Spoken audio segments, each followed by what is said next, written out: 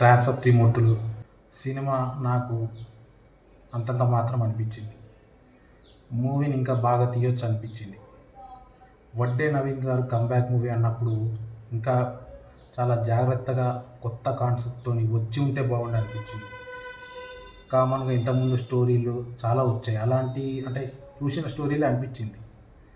అంటే మనకి కొత్తగా తీసుకుంటే బాగుండు అనిపించింది. నవీన్ గారు, వడ్డే నవీన్ గారు అంటే గతంలో కొన్ని సూపర్ డూపర్ సినిమాలు తీసినటువంటి యాక్టర్, చాలా మంచి యాక్టర్. అలాంటి యాక్టర్ కంబ్యాక్ మూవీ అన్నప్పుడు కాన్సెప్ట్ ఇంకా కొద్దిగా ఇంట్రెస్టింగ్గా ఉంటే బాగుండు అనిపించింది. ఇప్పుడు ఓకే, ఈ మూవీ పర్లేదు, మనకి ఓవరాల్గా అయితే ఫైన్.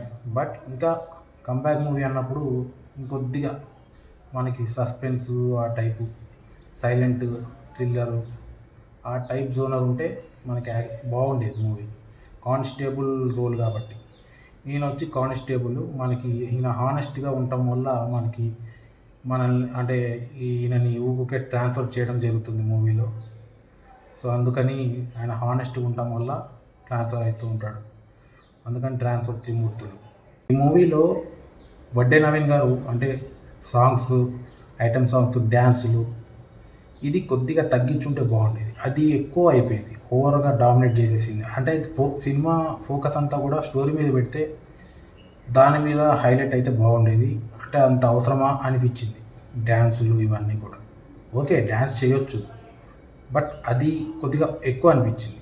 సో మూవీ అయితే ఓవరాల్గా ఓకే. క్లైమాక్స్లో ట్విస్ట్ ఉంటుంది, అది కూడా బాగుంటుంది.